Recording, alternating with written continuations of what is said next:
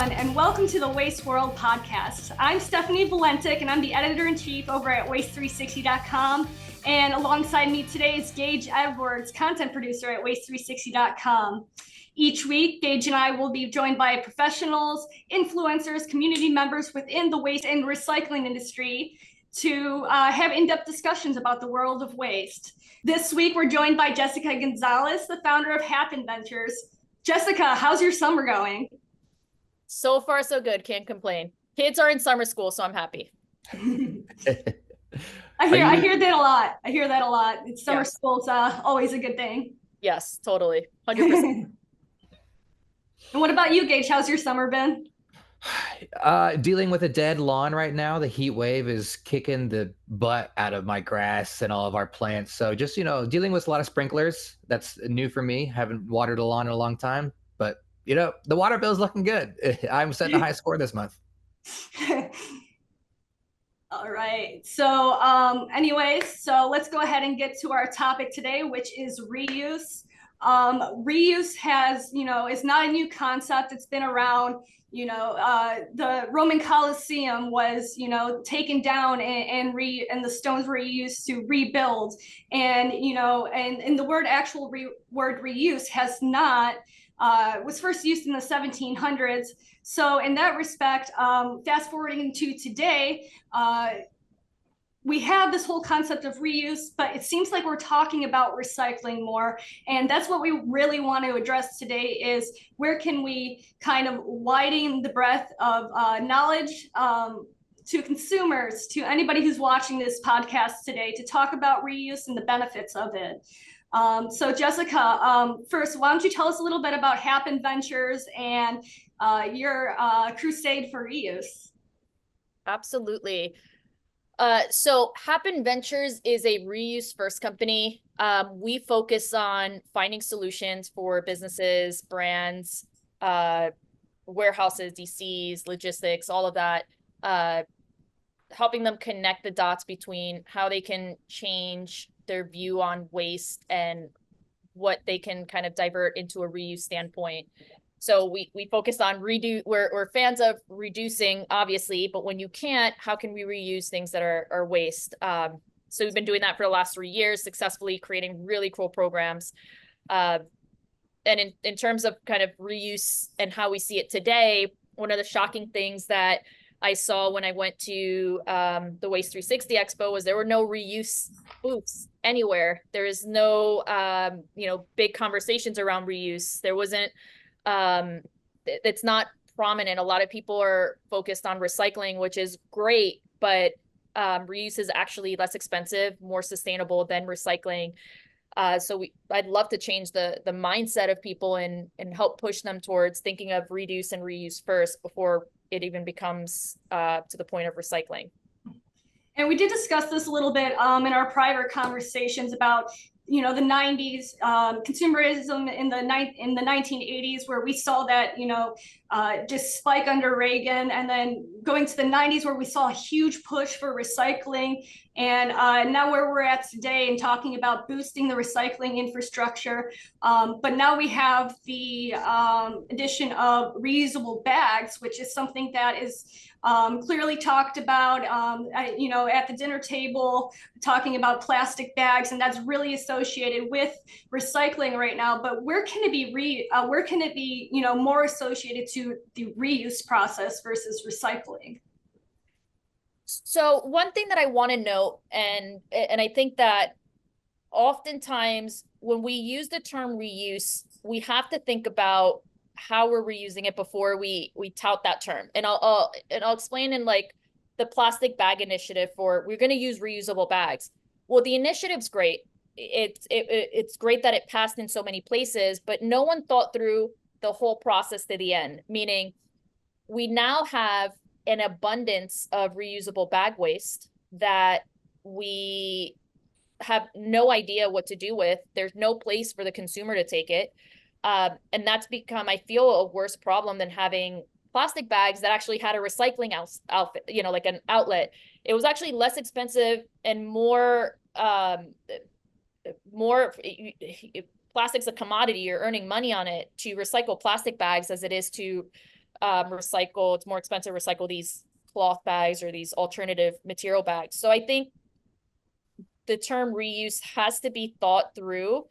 And, you know, in the case of the plastic bag ban, I think it was done the wrong way. I think the intentions were great, but I think that we've seen that become a big failure on many fronts in many cities and towns. Yeah, you see the intention of creating something that is reusable, but not putting measures in place to when that could, you know, conceivably be at an end life for that particular consumer.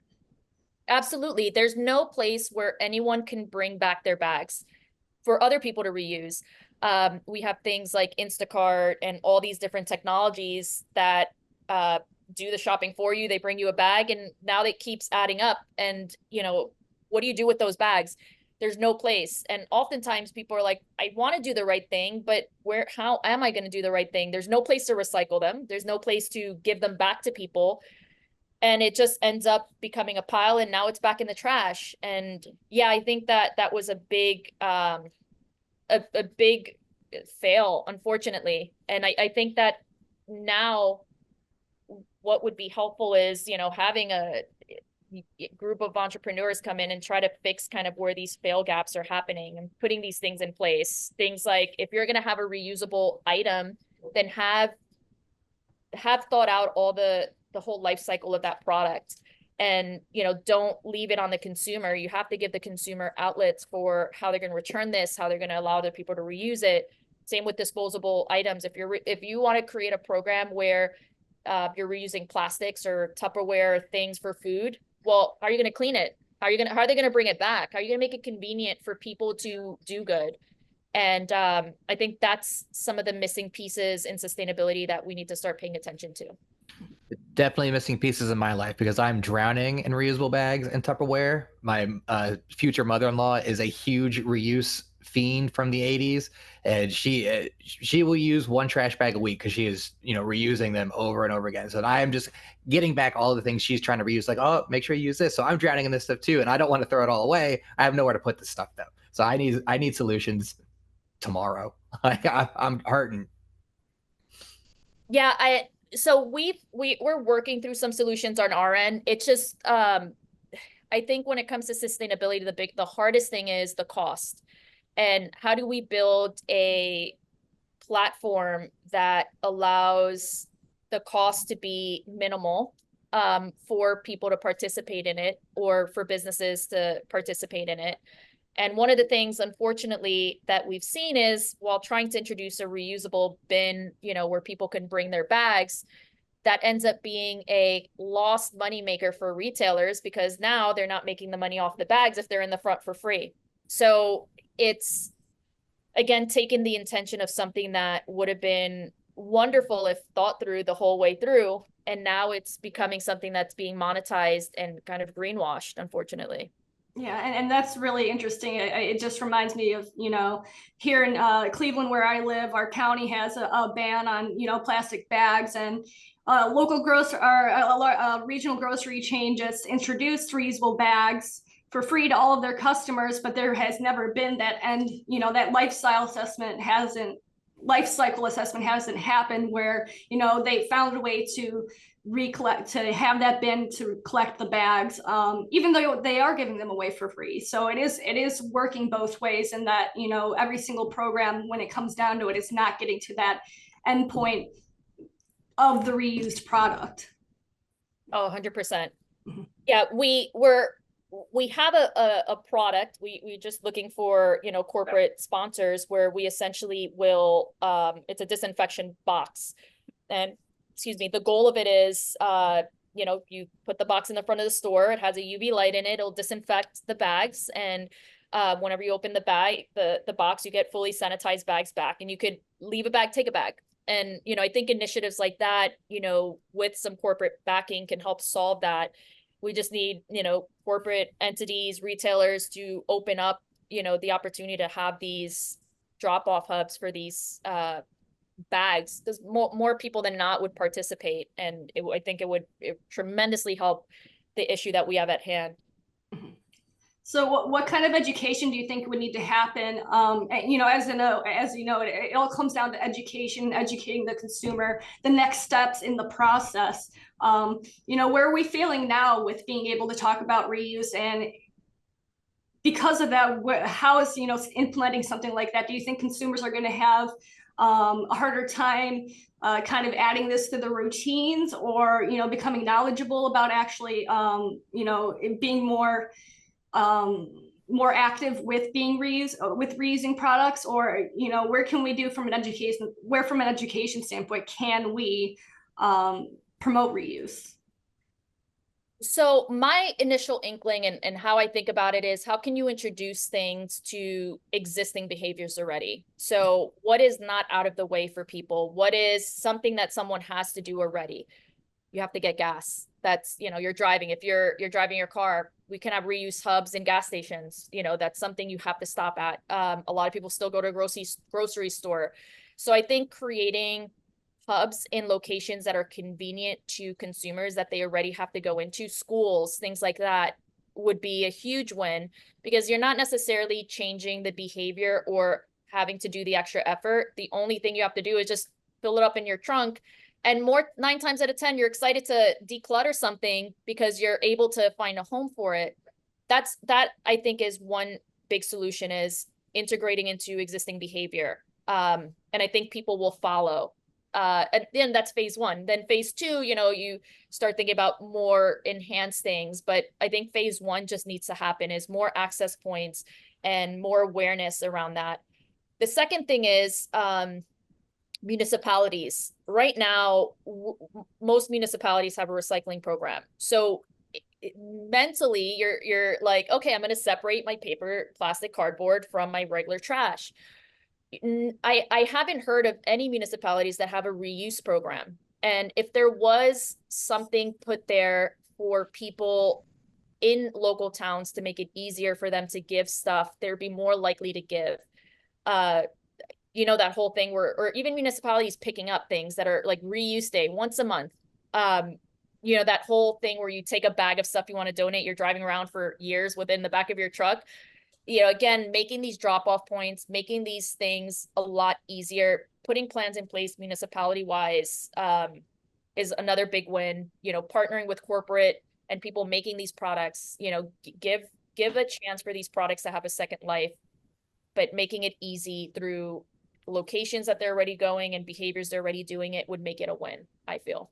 So what do you think stopping municipalities, stopping, you know, corporations from implementing these programs? Is it just the fact that they're not thinking about it, or what other, or, you know, you mentioned before that it's, you know, it shouldn't be cost prohibitive to implement a program like this. So what do you think is the drawback? What do you think are any drawbacks or anything that's stopping municipalities from implementing reuse programs?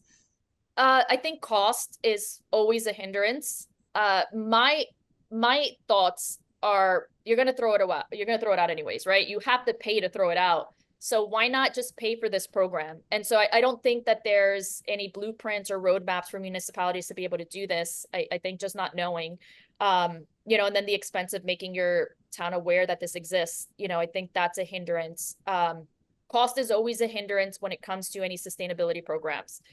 I think if we have more brands and businesses rallying again, together towards this, that will be able to break that threshold. And again, the goal for us, at least at Happen Ventures, is how do we make these programs not cost prohibitive? How do we make these programs the same cost as throwing it out?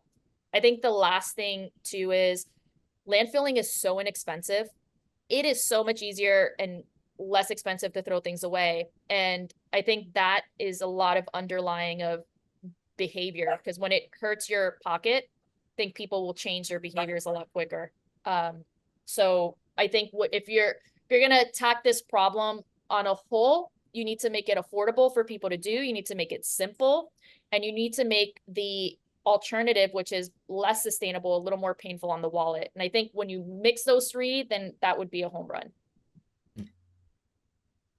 So what, at this point, what does the future look like for reuse? Now, this is something that's being talked about, but as you said, in terms of seeing companies, seeing organizations out there that back reuse and reuse initiatives, what does the future look like 5 to 10 years, since there are so many from a younger generation that are concerned about, environmental efforts and actually moving from recycling to reduction and reuse? So I'm hoping that the next 5 to 10 years, one thing I remember back in the 90s, dating myself, there was a big initiative that was like the reduce, reuse, recycle. And, the little recycling arrow that went like this, there was so much, backing nationally behind it that it ingrained in people's brains. So now it's almost like habit to recycle. And this new generation, I think, needs to now push towards the reuse part of it, and just make it more prevalent that this is an option. People know what it is, they just don't know that it's a solution. I think that the thinking needs to change. I'm hoping in the next 5 to 10 years that waste management companies start adopting this. And, I know everyone's got to make money, but you can monetize this. If the things are being reused, that means you don't have to pay to throw it away. So there's still value in doing this, including really amazing tax benefits and community value, that the people you're helping. So I hope with brands pushing and wanting to be more sustainable and help more people knowing that reuse is an actual solution, and it's not just, something you do in your house when you're reusing stuff. And waste management companies really taking this in and saying, okay, we're going to bring this into our plethora of solutions and not just divert to recycling or landfilling because that's the, easiest, or it's what everybody knows. I think we can make a big impact if, we just start moving in the right direction little by little. Things take time. And, I think each step towards that direction is a win. Yeah, and sometimes, they're little steps on part of the consumers and larger steps on parts of the corporation, or vice versa. What is a step that Gage can do today, that I can do today, that we can all do today to start thinking about reuse and start implementing it in our lives? So a couple steps that I think would be, a good starting point is getting the word out. I have never, again, going to a conference and not seeing a waste booth there, or just having the conversation and making that be known is huge. This is a solution that, people can use that is way more sustainable and cost effective. Just getting, people behind it. I think speaking to your municipalities and saying, hey, do we have a center for reuse?